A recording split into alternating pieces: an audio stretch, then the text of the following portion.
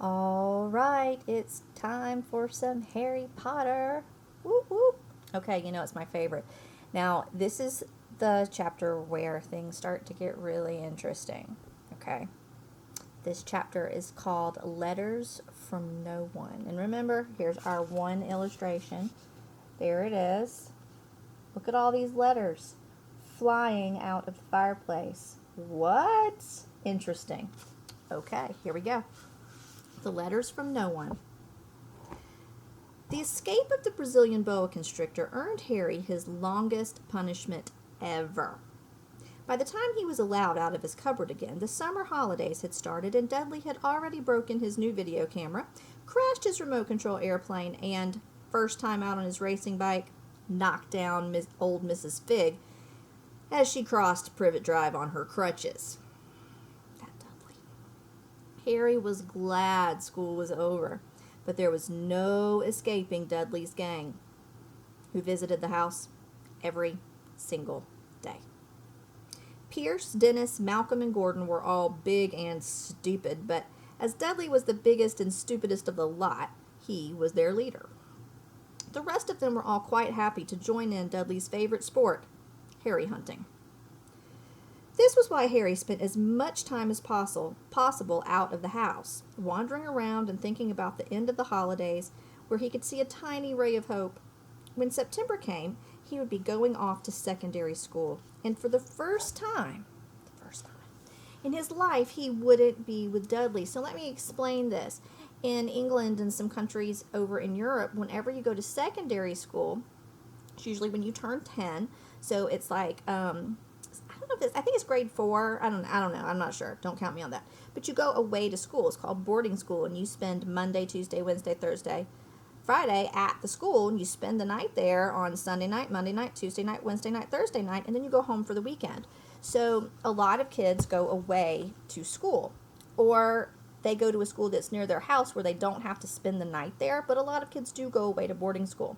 So Harry was excited. He was going to be able to be without Dudley. Yes. Okay. Because, this is why. Dudley had been accepted at Uncle Vernon's old private school, Smeltings.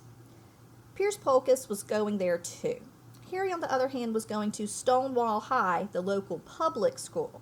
Okay, so Dudley's going to a private school and Harry's going to the public school. Dudley thought that this was very funny. They stuffed people's heads down the toilet on the first day at Stonewall, he told Harry. The poor toilets never had... Oh, sorry, I messed that up. I went on to Harry's comeback. Oh, I gotta redo this.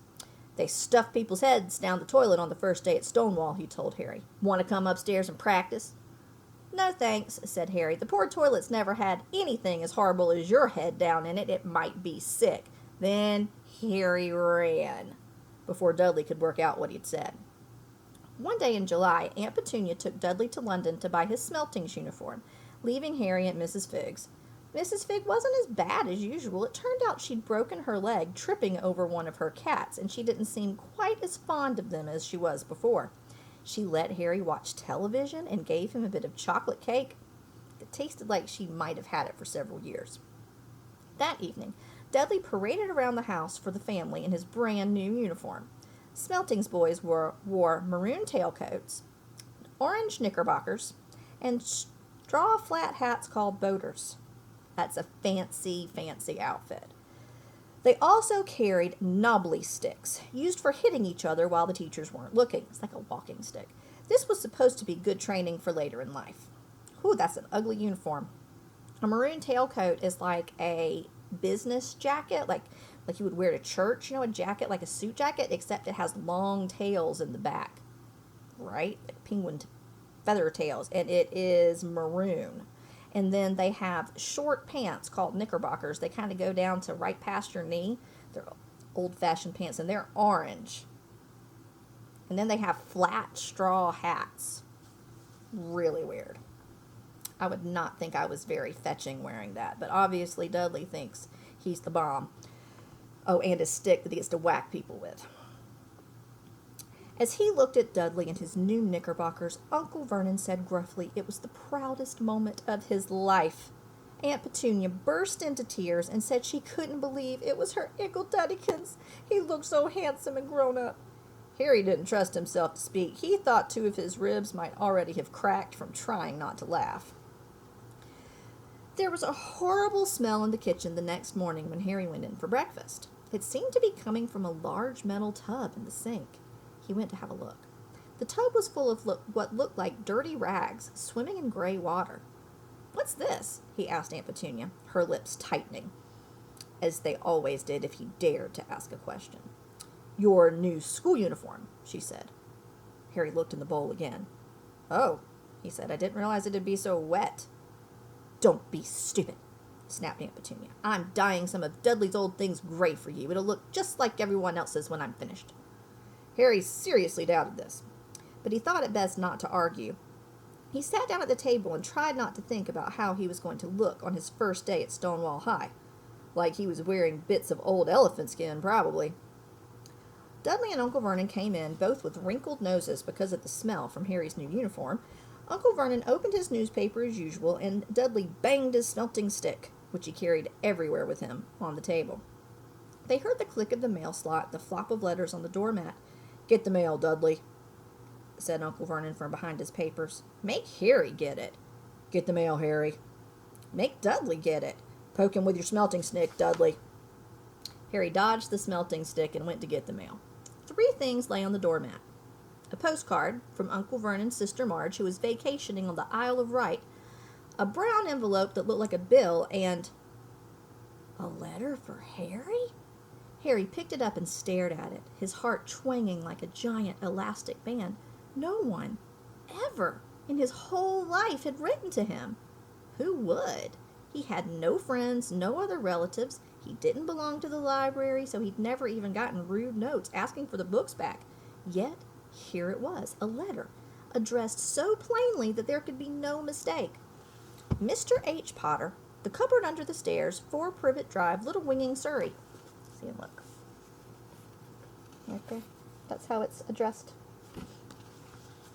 The envelope was thick and heavy, made of yellowish parchment, and the address was written in emerald green ink. There was no stamp. Turning the envelope over, his hand trembling, Harry saw a purple wax seal bearing a coat of arms, a lion, an eagle, a badger, and a snake, surrounding a large letter H. "Hurry up, boy," shouted Uncle Vernon from the kitchen. "What are you doing, checking for letter bombs?" He chuckled at his own joke. Harry went back to the kitchen, still staring at his letter. He handed Uncle Vernon the bill and the postcard. He sat down, and he slowly began opening the yellow envelope. Uncle Vernon ripped open the bill, snorted in disgust, and flipped over the postcard. "Marge is ill," he informed Aunt Petunia. "Ate a funny whelp." "Dad!" Dudley shouted suddenly. "Dad! Harry's got something!" Harry was on the point of unfolding his letter, which was written on the same heavy parchment paper as the envelope, when it was jerked sharply out of his hand by Uncle Vernon. "That's mine!" Harry said, trying to snatch it back. "Who'd be writing to you?" sneered Uncle Vernon, shaking the letter open with one hand and glancing at it. His face went to red, to green, faster than a set of traffic lights, and it didn't stop there. Within seconds, it was the grayish white of old porridge, oatmeal. "Petunia?" he gasped. Dudley tried to grab the letter to read it, but Uncle Vernon held it high up out of his reach, and Aunt Petunia took it curiously and read the first line. For a moment, it looked as if she might faint. She clenched her throat and made a choking noise. "Vernon! Oh, my goodness, Vernon!" They stared at each other, seeming to have forgotten that Harry and Dudley were even in the room. Dudley wasn't used to being ignored, so he gave his father a sharp tap on the head with his smelting stick. "I want to read the letter," he said loudly. "I want to read it," said Harry furiously. "It's mine." "Get out, both of you," croaked Uncle Vernon, stuffing the letter back inside of its envelope. Harry didn't move. "I want my letter," he shouted. "Let me see it," demanded Dudley. "Out!" roared Uncle Vernon, and he took both Harry and Dudley by the scruffs of their necks and threw them into the hall, slamming the kitchen door behind them. Harry and Dudley promptly had a furious but silent fight over who would listen through the keyhole. Dudley won, so Harry, his glasses dangling from one ear, lay flat on his stomach to listen at the crack between the door and the floor. "Vernon," Aunt Petunia was saying in a quivering voice, "look at the address. How could they possibly know where he sleeps?" "Do Do you think they're watching the house? Watching? Spying? They might be following us, murmured Uncle Vernon wildly. But what should we do, Vernon? Should we write them back? Tell them we don't want... Harry could see Uncle Vernon's shiny black shoes pacing up and down in the kitchen. No, he said finally. No, we'll ignore it. If they don't get an answer, yes, that's best. We just won't do anything. But I'm not having one of them in the house, Petunia. Didn't we swear when we took him in that we'd stamp out that dangerous nonsense? Interesting. That evening, when he got back from work, Uncle Vernon did something he'd never done before. He visited Harry in his cupboard. Where's my letter? Demanded Harry the moment Uncle Vernon squeezed through the door. Who's writing to me? No one. It was addressed to you by mistake, said Uncle Vernon shortly. I have burned it. It was not a mistake, said Harry angrily. It had my cupboard on it. Silence, yelled Uncle Vernon, and a couple of spiders fell from the ceiling. He took a few deep breaths and then forced his face into a smile, which looked quite painful. Yes, Harry, about this cupboard. Your aunt and I have been thinking. You're really getting a bit big for it. We think it might be nice if you moved into Dudley's second bedroom. Why? Said Harry. Don't ask questions, snapped his uncle. Take this stuff upstairs now. The Dursleys' house had 4 bedrooms, one for Uncle Vernon and Aunt Petunia, one for visitors, usually Uncle Vernon's sister Marge, one where Dudley slept, and one where Dudley kept all the toys and things that wouldn't fit into his first bedroom. It only took Harry one trip upstairs to move everything he owned from the cupboard to this room. He sat down on the bed and stared around him. Nearly everything in there was broken. The month-old video camera was lying on top of a small working tank Dudley had once driven over the next-door neighbor's dog. In the corner was Dudley's first-ever television set, which he'd put his foot through when his favorite program had been canceled. There was a large bird cage which once held a parrot that Dudley had swapped at school for a real air rifle, which was up on the shelf with an end all bent because Dudley had sat on it. Other shelves were full of books. They were the only things in the room that looked as though they'd never been touched. From downstairs came the sound of Dudley bawling at his mother. I don't want him in there. I need that room. Make him get out. Harry sighed and stretched out on the bed. Yesterday, he'd have given anything to be up here. Today, he'd rather be back in his cupboard with that letter than up here without it. Interesting. It's a good stopping place. Now, we're halfway through with Chapter 3. We're going to finish it next week. We're going to have to see what happens next. So, obviously, Uncle Vernon and Aunt Petunia are kind of freaked out by the letter. They don't understand, what's going on. Why is Harry getting a letter? And they don't want Harry to have it. No, we're not having that nonsense here in this house, they say. But they obviously are a little concerned by the letter because they gave Harry a real bedroom that they've had all along. It just has Dudley's old broken junk in it. But, whatever has them concerned enough to maybe treat Harry just a little bit better. I don't know. So, what do you predict is going to happen next? Think about that one. It's a good thought for over the weekend. What's going to happen? Now, I know from the illustration that I showed you earlier that there's going to be a lot of letters flying out of the fireplace. So Aunt Petunia and Uncle Vernon decided to just ignore the letter.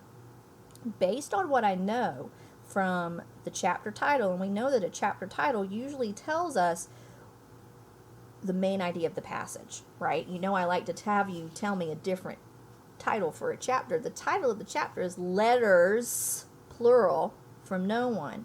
So obviously Harry's going to get more than one letter. So I am going to use what I know, letters, plural, and the illustration. I'm going to show you again.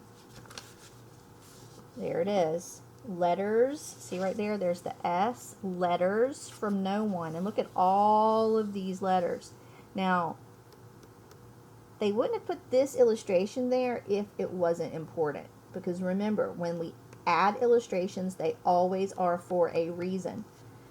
It might be a picture with a caption that helps you understand what you're reading. It might be a graph, it might be a table, it might be a timeline, it might be, who knows. We discussed those in class, how visual elements, which pictures, help us understand text. That was one of our big things from the last little bit of time before we had to go home.